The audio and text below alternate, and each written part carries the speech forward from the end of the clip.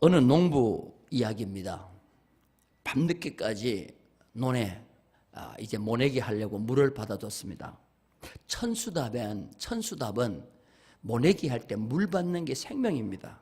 그런데 아침에 가보니까 어느새 옆집 논에서 그 받아놓은 물을 다 빼가지고 간 거예요. 자, 화납니까 안 납니까? 화나지만 기독교인이에요. 그래서 참았어요. 그래서 또 그날 또 물을 다 받았습니다. 밤늦게까지. 근데 그 이튿날 아침에 또 가보니까 또 역시 물이 빠졌어요. 자, 이때는 참아야 됩니까? 아니면 따져야 됩니까? 그래도 참았어요. 왜? 성경에 용서하되 몇 번씩 하라 그랬어요? 70번씩 7번이라도 하랬기 때문에 참았어요. 그런데 마음에 평화가 없어요. 용서는 해 주었지만 마음에 평화와 기쁨이 없어요. 말씀대로 용서하라고 했는데 왜 나에게는 기쁨과 안식이 없어요? 그래서 하나님 앞에 기도했습니다. 왜 말씀대로 했는데 내 마음에 기쁨이 없습니까?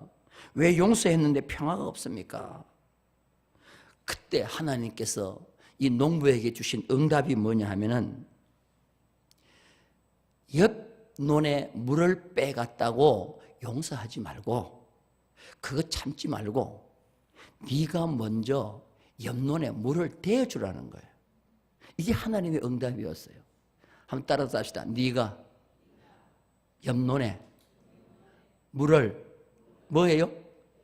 먼저 글로 보내주라는 거예요. 그래서 이 농부가 하나님의 말씀대로 물을 먼저 아랫논에 채워줬어요. 다 차고 난 뒤에 자기 논에 물을 채웠어요. 근데 갑자기 그 마음속에 뭐가 와요? 기쁨이 오기 시작하는 거예요. 여러분, 용서가 힘들어요? 안 힘들어요? 근데 용서하고 기쁨은 안 와요. 용서를 아무리 해도 기쁨은 안 와요. 속은 상할 거는 역시 상해요. 그런데 용서보다도 더 큰 것이 있는데 그게 바로 뭐냐? 화목이에요. 따라서 합시다. 용서보다 뭐 해요? 화목하라는 거예요. 여러분, 물건을 팔 때 보면 세일이 있고 파격 세일이 있죠. 여러분, 세일은 뭐고 파격 세일은 뭐예요? 세일은 그냥 싸게 파는 거예요. 파격 세일은 그냥 밑지고라도 파는 거예요. 왜? 이걸 그냥 가지고 있어봐야 아무 필요 없으니까. 여러분, 용서도 파격 용서가 있습니다. 한번 따라서 합시다. 용서도 파격 용서가 있다. 파격 용서가 뭐냐? 그것이 바로 화목하는 거예요. 그러니까 내 마음에 일어나오는 그 분노와 속상함을 그냥 찾아가면서 참아가면서 내 마음에 속상함 그대로 있어. 참아가면서 하나님의 말씀이 뭐라고 그랬어요? 용서하라 했기 때문에 내가 용서하자. 그렇게 해가지고는 상급이 없어요. 이 땅에서도 상급이 없고 하나님 앞에서도 상급이 없어요. 나를 분노케 한 사람을 내가 먼저 뭐 하느냐? 화목하기 위해서 뭐 하는 거예요? 섬겨주라는 거예요. 내가 희생을 감수하라는 거예요. 이게 정말 힘든 거예요. 여기에 뭐가 있느냐 하면은 여기에 하나님의 말씀에 압도적인 파격적인 순종과 용서를 할 때 거기에 화목이 생기면서 거기에 뭐가 생기냐? 감동이라는 게 와요. 감동이라는 게 오면서 이것이 내 마음에 뭐로 오느냐? 기쁨으로 오는 거예요. 이거는 여러분이 경험하신 분들은 알 수 있어요. 따라서 합시다. 참는다고 기쁨은 오지 않더라. 이해되면 하면? 그런데 뭐 하면 기쁨이 와요? 내가 먼저 손해보고 내가 먼저 그냥 나를 공격하고 나에게 도전하는 자에게 내가 먼저 뭐예요? 죽어지고 낮아지고 섬겨주는 거예요. 그러면 뭐가 와요? 내 속에 분노가 오는 게 아니고 내가 뭐가 와요? 기쁨이 오고 즐거움이 오고 여기서 뭐가 생기냐면은 참된 화목이 오는 거예요. 그래서 이런 말이 있어요. 진정한 기쁨은 나의 만족을 채울 때 오는 것이 아니다. 진정한 기쁨은 나의 만족을 채울 때 오는 것이 아니다. 남의 만족을 채워줄 때 오는 기쁨이 진정한 기쁨이다 그랬어요. 그래서 내 만족을 자꾸 채우면 내가 기뻐할 것 같죠? 안 그래요. 근데 남의 만족을 내가 먼저 채워줄 때 나에게 뭐가 와요? 기쁨이 오는 겁니다. 이게 그리스도의 정신이요, 이것이 신앙인의 삶인 것이에요.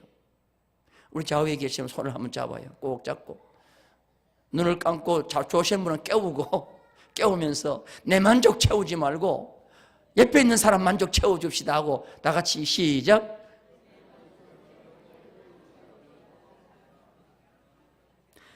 어떤 분이 용서가 안 된다는 말을 해요. 나는 죽어도 용서 안 된다. 그런데요, 용서 안 되는 거 솔직히 용서는 쉬워요. 따라서 용서는 뭐예요? 쉬워. 그냥 잊어버리면 돼요. 아니 그거 생각 안 하면 되지 뭘 용서가 뭘 그렇게 어려워요. 따라서 용서는 쉽다. 용서는 쉬워. 내 속이 부글부글 끓더라도 뭐 하면 돼? 그냥 용서하면 돼. 상대는 생각할 필요 없어. 그냥 내만 용서하면 돼. 그래서 일방적인 게 용서예요. 근데 쌍방적인 거는 뭐예요? 화목인 거예요. 그럴 때 화목이 정말 어려운 거예요. 그런데 화목은 서로가 함께 손을 잡아야 되기 때문에 힘든 거예요. 자, 한번 여러분들 대답해 보세요. 죽은 사람을 용서할 수 있어요, 없어요? 죽은 사람을 용서할 수 있어요, 없어요? 없어요? 죽은 사람 용서할 수 없어요?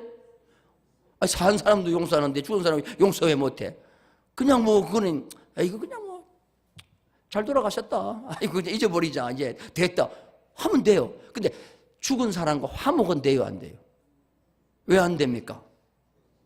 화목의 당사자가 있어요, 없어요? 없어요. 그래서 돌아가시기 직전이라도 화목하는 거예요. 저희 가정 얘기를 해서 죄송한데요. 저희 어머님하고 저희 아버지하고 참 이렇게 사이 좋은 사이는 아니었어요. 제가 보더라도 사이 좋은 사이는 아니었어요. 근데 연세가 드셔가지고 두 어른이 다 거동이 불편하니까 사랑방에서 함께 생활을 하셔요. 생활하시는데 어머니가 하루는 우리 아버지 보고 그러더라는 거죠. 영감, 등 좀 끌어줘 그러더라는 거예요. 등 좀 끌어줘. 그러니까 아버지가 참 좋으셔요. 그래서 등을 끌어줬대. 조금 있으니까 또 끌어달라 그러더래. 영감, 등 좀 끌어줘. 여러분, 남편이 아내 보고 등 끌어달라 그러면 절대로 썩내지 말고 끌어주세요. 그래서 그냥 아버지가 그랬대요. 이 할머니가 이거 어떻게 자꾸만 끌어달라고 하냐고. 싫어 하고 안 끌어줬대. 몇 번 끌어주다가 그랬더니 아유 엄마가 등도 안 끌어주고 그러더니 돌아 눕더래요. 그랬더니 돌아 누운 채로 계속 주무셔서 할머니 화났어? 화났어? 하고 흔들어 보니 돌아가신 거예요. 사실 우리 아버지가 내가 지금까지 우는 거 한 번도 못 봤거든. 우시는 거 한 번도 못 봤어요. 남자 자존심 굉장히 강합니다. 그런데 엄마 돌아가시고 막 울어. 그래서 내가 아버지 살아있을 때 엄마 앞에서 한 번도 안 울는데 왜 우냐고 그랬더니 등 안 끌어줬다고. 아이고 내가 그 마지막 한 번 끌어달라 그걸 끌어줄걸. 그러면서요 그 옛날 시골에는 그러더라고. 상해가 나갈 때 그 부인이 먼저 돌아가시니까 남편한테 절을 하대. 상해가 앞에서 이렇게 절을 해요. 아이고 우리 아버지 통곡을 하대. 나도 우리 어머니 천국 가셨는데 내가 안 운다 그러는데 아버지 우는 거 보고 내가 울었어. 그래서 저도 명세를 했어. 집사람이 등 끌어달라고 하면 언제든지 끌어준다. 여러분 따라서 합시다. 집사람이 등 끌어달라고 하면 어떻게 해요? 이거 잔타면 그냥 그게 마지막일 수가 있어요. 그래가지고 할멈 등 안 끌어준 거 미안하네. 풀고 가게. 아니 뭐 풀지 안 풀고 가겠어요. 근데 그게 마음이 그렇게 섭섭함으로 남던가 봐요.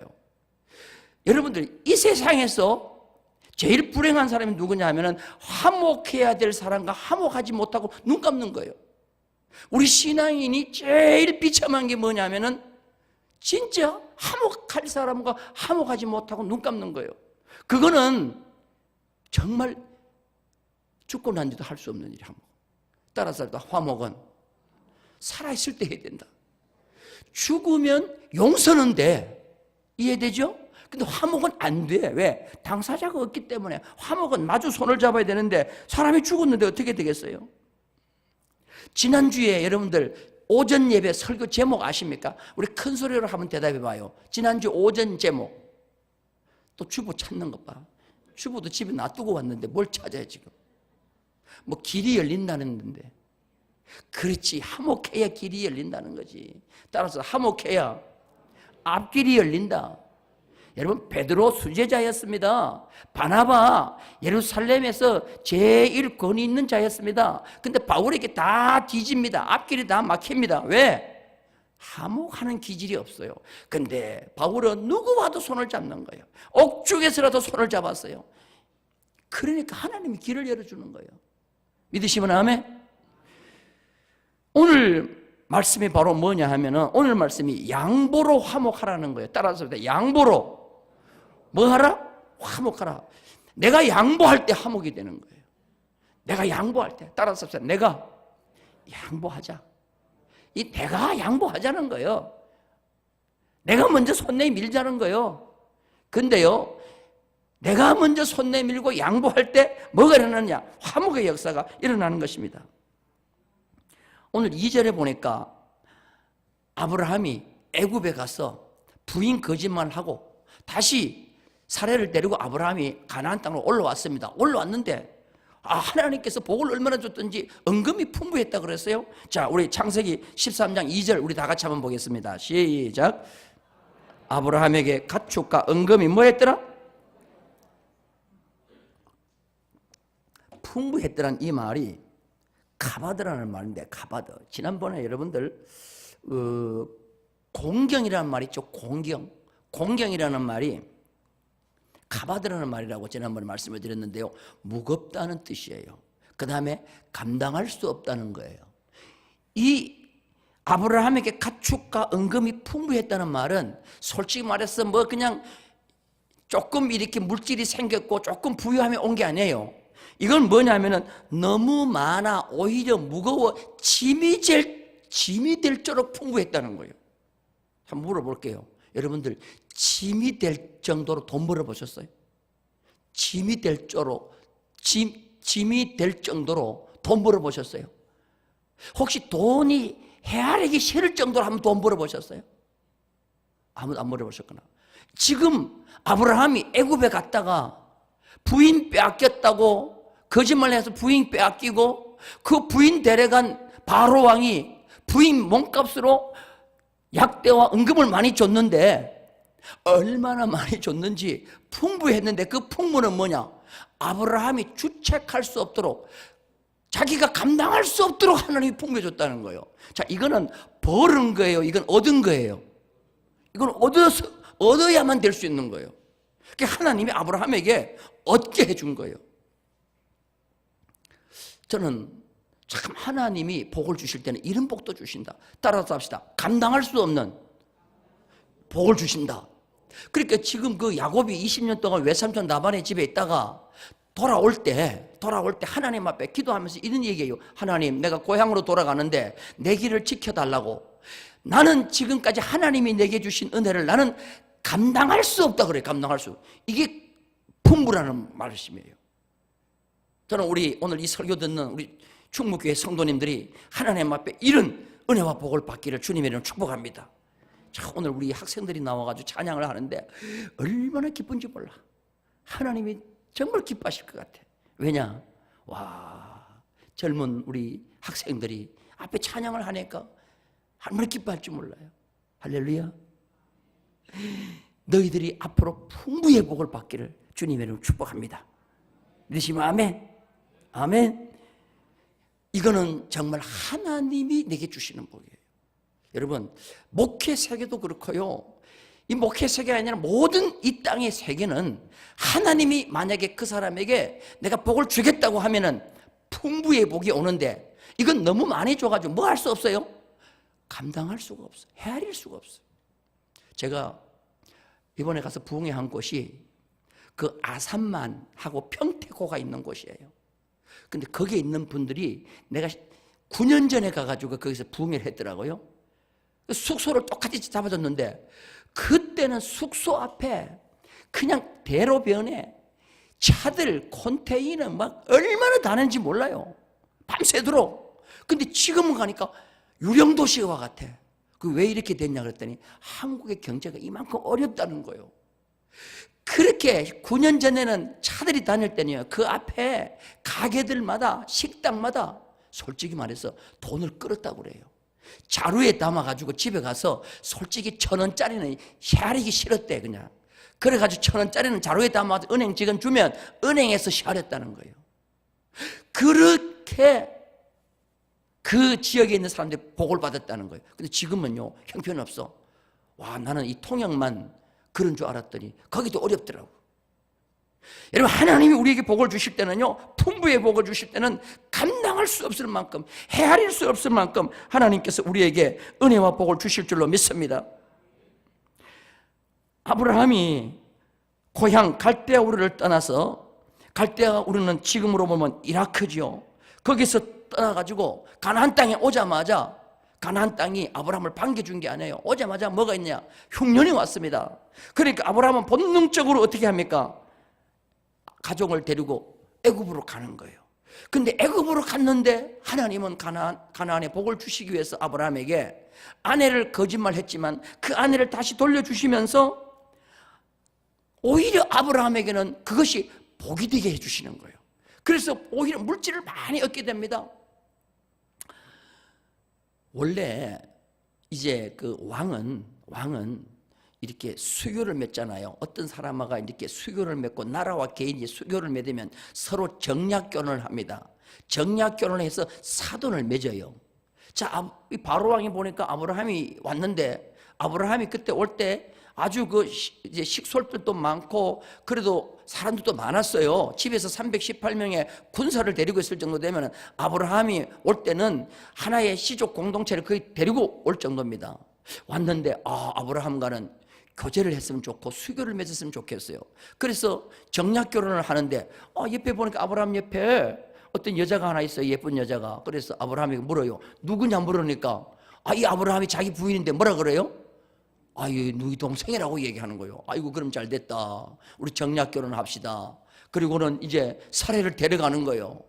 그리고 사례한테도 물었겠죠. 사례요, 이 남자가 누구냐? 그러니까 뭐라 그래요?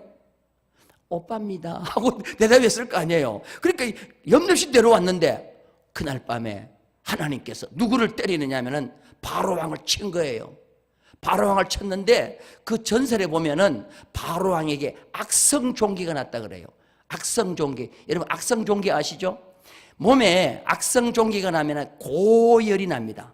고열이 나면서 펄펄펄 몸이 끓어요.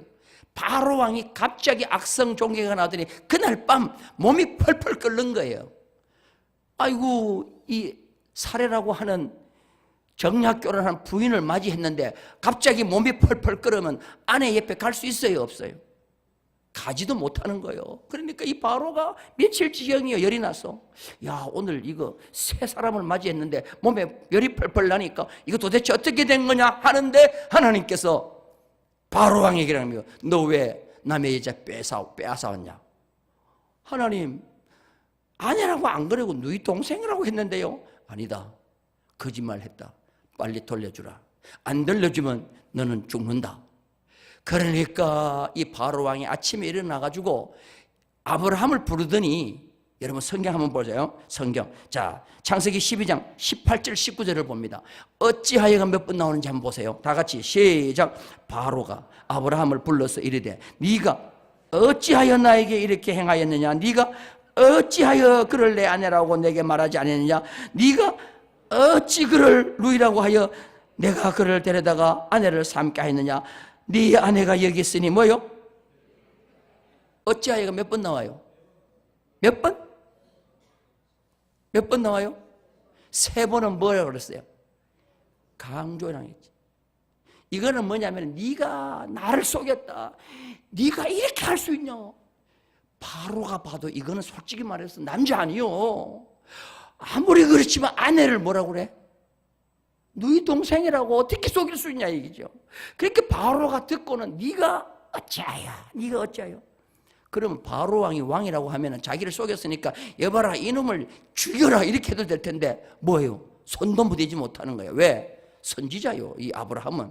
그러니까 어찌하여 속상하지만 사례를 돌려주고 바로도 자존심이 있어. 준 물건은 또 빼앗을 수가 없어. 그래도 하룻밤이라도 내 곁에 뒀으니 네 어제 준 거 다 가져가라 그러는데 준 것이 얼마나 많은지 그것이 뭐가 돼요? 풍부가 됐는데 아브라함이 세아릴 수가 없어. 감당할 수 없도록 하나님이 복을 준 거예요. 할렐루야. 이게 하나님이 어떻게 보면 아브라함에게 주신 줄로 믿습니다. 자, 그런데 중요한 것은 뭐냐? 아브라함에게 이 풍부가 오니까 따라서 합시다. 풍부는 행복을 낳고 뭘 행복을 낳아? 따라서 합시다. 풍부는 다툼을 낳고 따라서 합시다. 풍부는 뭘 낳고? 다툼을 낳고. 자, 우리 성경 봅니다. 창세기 13장 7절. 창세기 13장 7절 다 같이 읽겠습니다. 시작. 그러므로 아브라함의 가축의 목자와 롯의 가축의 목자가 서로 다투고 또 가나안 사람과 브리스 사람도 그 땅에 거주하였는지라. 자, 이 다툰다는 말이 그냥 우리는 다툰다는 말인데 내가 원래 원어를 찾기를 좋아하잖아요. 원어를 보니까 루브인데 멱살을 잡다는 뜻이요. 여러분들 우리나라 사람들만 다툴 때 멱살 잡는 게 아니고 이 히브리 사람들도 다툴 때는 뭘 잡아요? 멱살을 잡고 흔드는 거예요. 여러분 생각해 보세요. 아브라함의 목자와 조카 롯의 목자가 애굽에서 풍부하기 전까지는 다퉜다는 말이 전혀 없어. 가자 하면 가고 있자 그러면 있고. 그런데 갑자기 애굽에서 복을 받아 풍부가 되었더니 풍부가 뭐를 몰고 왔어요? 다툼을 몰고 오는 거예요. 아브라함의 목자와 야곱의 목자가 뭐 하기 시작해요? 다투는데 맥살을 잡아 흔들 정도로 다투기 시작하는 거예요. 자, 여러분들 가난한 집의 형제들이 잘 싸워요? 부잣집의 형제들이 잘 싸워요? 아이고 정말 그렇습니다. 지금이나 그때나 똑같아요. 교회도 자그마한 교회는 안 다퉈요. 가족 같아요. 그런데 점점 커지면 뭐가 되죠? 다투기 시작하는 거예요. 교회도요 무슨 재정도 넉넉해지고 쓸 때도 많이 생기고 하다 보면은 자꾸 다투는 거예요. 그래서 여러분 다툼은 풍부에서 온다는 걸 아셔야 돼요. 근데 여러분들 하나님이 주신 지혜와 총명이 있는 자는 아무리 풍부해도 다투지 않아. 아브라함은 많이 풍부해도 다투지 아니하고 뭐 하느냐? 화목하는 거예요. 이 아브라함의 기질이에요. 기질. 오전에도 말씀을 드렸죠. 오전에도 말씀을 드렸는데 이브리족은 강을 건너왔다 그랬죠. 강을 건너온 나그네 히브리족은 다투는 기질이 없어요. 왜냐? 그냥 피해요. 왜? 나그네이기 때문에 다투면 손해봐요. 그래서 아브라함은 뭐 달라고 그러죠? 그냥 아내 달라고 하면 주고, 우물 빼앗으면 주고, 이삭도 우물 빼앗으면 주고, 그냥 다른 데 가서 파고. 그런데 여러분 남들하고는 안 다투었어요. 남들한테는 그냥 달라고 하면 주고 남들이 달라고 하면 아내까지 준 아브라함의 목자들이 이제는 풍부해지니까 집안 싸움이 생기는 거예요. 집안 싸움이 생겨가지고 아브라함의 목자와 조카 롯이 다투기 시작하는 거예요. 그때 아브라함이 이건 아니다. 우리가 이방 사람이 보는 앞에서 어떻게 다툴 수가 있느냐. 거기 보니까 가나안 사람과 그 브리스 사람들이 같이 살고 있는데 저 이방인들 앞에서 하나님을 섬긴다는 우리가 다투면 되지 않는다 하고는 양보를 하기 시작합니다. 그래서 먼저 화목을 위해서 아브라함이 양보합니다. 자, 성경 한번 보십시다. 창세기 13장 8절입니다. 다 같이 시작. 아브라함이 롯에게 이르되 우리는 한 친족이라 나나 너나 내 목자나 네 목자나 서로 다투게 하지 말자. 19절. 네 앞에 온 땅이 있지 아니하냐. 나를 떠나가라. 네가 자하면 나는 우하고 네가 우하면 나는 말이라 자리라. 아브라함이 먼저 양보합니다. 양보가 뭐의 시작이냐? 화목의 시작입니다. 화목은 양보할 때부터 시작이 됩니다. 화목은 손해보겠다는 생각할 때부터 시작이 되는 거예요. 희생과 양보가 화목과 평화 정착의 제1요건이라는 것을 기억하셔야 돼요. 화목하려고 할 때는 반드시 내가 희생하겠다, 내가 양보하겠다, 여기서부터 시작이 되는 거예요. 오늘날 교회도 마찬가지고 개인도 마찬가지고 사회도 마찬가지입니다. 내가 손해보지 않겠다, 절대로 화목이 되지 않습니다. 내가 양보하겠다라고 해야 거기서부터 화목이 이루어지는 거예요. 하나님은 우리가 화목하기 위해서 얼마나 큰 손해를 보셨어요. 외아들 예수 그리스도까지 이 땅에 보내셨고 그 아들까지 십자가에 죽게 하시면서 우리와 화목했는데, 우리는 그 예수를 믿는다고 하면서도 조그마한 자존심 때문에 먼저 손 내밀지 못하고 양보하지 못하고 희생하지 못하니까 교회마다 어려움이 생기고 분열이 생기는 거예요. 여러분들 무슨 말씀이 이해가 되면 아멘? 아들까지 우리를 위하여, 우리와 화목하기 위하여 아들까지 희생시키신 하나님을 믿는다고 하는 우리가 그 세상에 조그마한 것 때문에 양보 못하고 희생 못해서 서로 원수가 되고 등 돌리고 하나님 안 믿는 거예요. 그런 분들이 하나님 앞에 섰을 때 솔직히 말해서 어떤 소리 듣겠냐 이거지. 우리는 먼저 아브라함처럼 화목하기 위해서 양보하고 희생하기를 원하는 자가 되기를 주님의 이름으로 축원합니다. 그런데 나는 좀 이해가 안 되는 것이 있어요. 애굽에 내려갈 때 아브라함의 인격은 엉망이죠.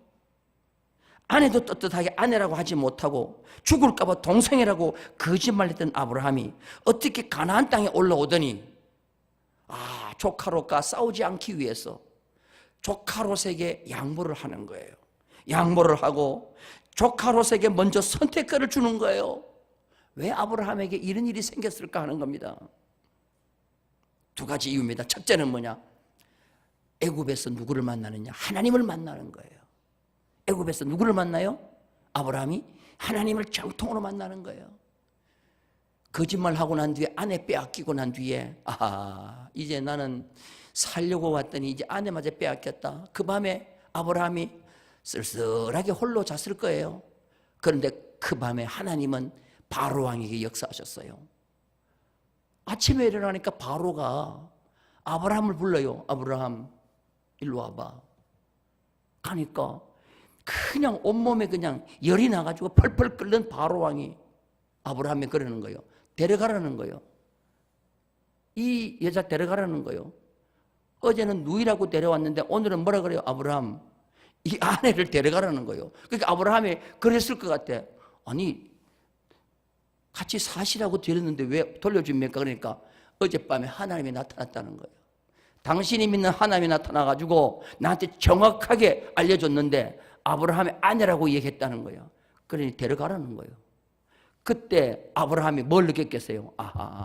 나는 비록 거짓말을 했지만 하나님은 누구한테 역사하셨어요? 바로 왕에게 역사하셨어. 내 아내를 돌려주는구나. 아이고 하나님 감사합니다. 그래서 아브라함이 그냥 이 물질 은금 이거 육축은 다시 가져가라니까 아브라함이 그 바로 왕이 그건 가져가라고. 다시 다 되돌려받고 아내도 되돌려받고 육축과 은금을 가지고 올라온 아브라함이 가나안 땅에 올라와가지고 하나님 은혜 감사해요 안 해요? 큰일 날 뻔했는데 하나님이 아내도 다 돌려주시고 은금도 주시니까 감사해요 감사 안 해요? 그러니까 아브라함이 가나안 땅에 올라와가지고 첫 번째 하는 것이 뭐냐? 제단을 쌓는 거예요. 자, 우리 성경 봅니다. 창세기 13장 4절입니다. 다 같이 읽겠습니다. 시작. 그가 처음으로 제단을 쌓은 곳이라. 그가 거기서 여호와의 뭐를 불렀어요? 이 이름을 불렀다는 말이 공식적인 예배의 시작이라고 봐요. 공식적 예배, 오늘날에 있는 공식적 예배의 시작. 아브라함이 하나님만 생각해도 하나님이 너무너무 감사한 거예요. 자기는 너무 두려워서 거짓말했는데 하나님은 원수의 목전에서 자기 가정을 지켜주시고 아내를 지켜주시고 물질까지 다 지켜주셨어요. 그래서 가장 먼저 가나안 땅에 올라오자마자 하나님 앞에 제사를 드리는 거예요. 이 제사는 하나님과 화목하는 겁니다. 하나님과 화목했더니 이 아브라함의 마음속에 사람과도 화목할 수 있는 길을 열어주시는데 그게 바로 뭐요? 조카로가 양보하는 겁니다. 조카롯을 부르더니 네가 양보해라. 따라서 합시다. 양보해라. 그럼 아브라함은 뭘 알았는가 하면은 내가 얼마든지 양보하고 내가 얼마든지 손해봐도 하나님이 다 나의 양보와 손해를 뭐 해주신다? 갚아주신다는 믿음이 있은 거예요. 할렐루야. 그러니까 얼마든지 양보하는 거예요. 여러분, 이 아브라함에게 복을 주신 이 하나님을 믿으시면 아멘. 그럼 우리도 아브라함처럼 뭐 하면 돼요? 내가 손해보겠다고 생각하고 내가 미리 양보하면 양보한 만큼 하나님은 다시 우리에게 어떻게 해줘요? 되돌려 주실 줄로 믿습니다. 자, 여러분들, 양보했더니 이 롯이 어디를 선택하는가 한번 보십시다. 자, 성경 봅니다. 13장, 창세기 13장 10절 다 같이 보겠습니다. 시작. 이에 롯이 눈을 들어 요단 지역을 바라본 즉 소알까지 온 땅에 물이 넉넉하니 여호와께서 소돔과 고모라를 멸하시기 전이었으므로 여호와의 동산 같고 애굽 땅과 같더라. 여기 롯이 눈을 들어라는 말은 우리 성경에 보면 눈을 들어라는 말로 되어 있죠. 이게 발꿈치를 들었다는 말이에요. 이런 발꿈치를 들었다. 여러분들 멀리 보려면 어떻게 하죠? 발꿈치 들죠. 이 발꿈치를 들고 더 좋은 것을 찾기 위해서 그냥 맹수가 어디 좋은 짐승이 있나 찾기 위해서 고개를 빼듯이 이 롯이 발꿈치를 들고 막 찾았다는 거예요. 찾아가서 어디를 봅니까? 요단 들판을 바라보니 그 땅이 어느 땅과 같았느냐 하면은 여호와의 동산, 에덴 동산과 같고 그 다음에 애굽 땅과 같다 그랬어요. 야, 저기 가면 내가 부자가 되겠다.